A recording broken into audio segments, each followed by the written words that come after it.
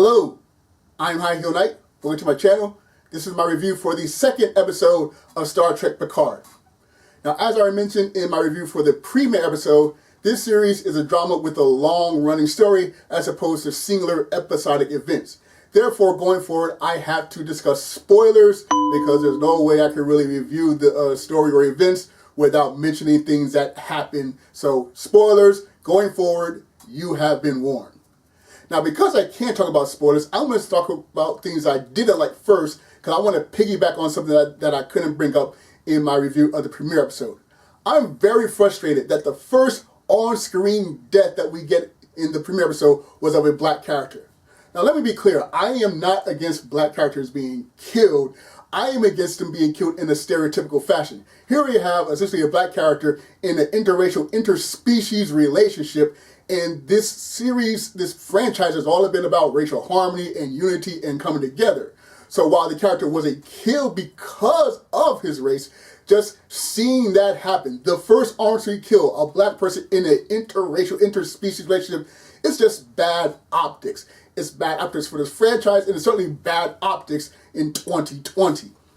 Then, as far as this second episode, the thing I dislike the most is that we get at least one F-bomb drop. There might have been two, but there was definitely one. And that really frustrated me. There was, in one episode of Star Trek Discovery, they dropped the F-bomb. And yeah, I get it. CBS All Access, it's a streaming service. They can play by different rules. But Star Trek has never needed to knock on the door of R-rated content beforehand. So I don't know what people are thinking in the CBS executive office, thinking that, well, we gotta show how tough and modern we are, so let's drop some F-bombs. No, Star Trek doesn't need it. Hey, Fuller House came back and it didn't become all edgy and crazy. So I'm pretty sure Star Trek can, not go to that kind of level of language. Now, as far as things I did enjoy about this episode, I like seeing the scenes on Mars and people just talking, going throughout their business day to day.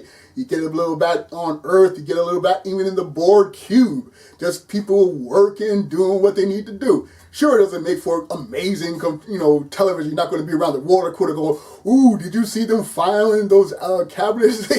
Or you see them taking dictation? You see them, shoveling that, whatever. It's not going to make for compelling television. But again, this franchise been around for over 50 years. I just want to see what an ordinary day of the future is like, so I greatly appreciate seeing that. I also got a kick out of a lot of the technology that was used in the second episode because it reminded me of video games. For instance, when they go investigate the crime scene and they try to recreate the scene with this, shiny thing or whatever, it reminded me of the tools in the Batman Arkham games where he recreates the crime with some type of crazy gadget. And another thing I liked was an android on Mars. He used a tool to kill his colleagues and then kill himself. It reminded me of the Dead Space, because in Dead Space you don't use guns, you use various types of mining and cutting tools.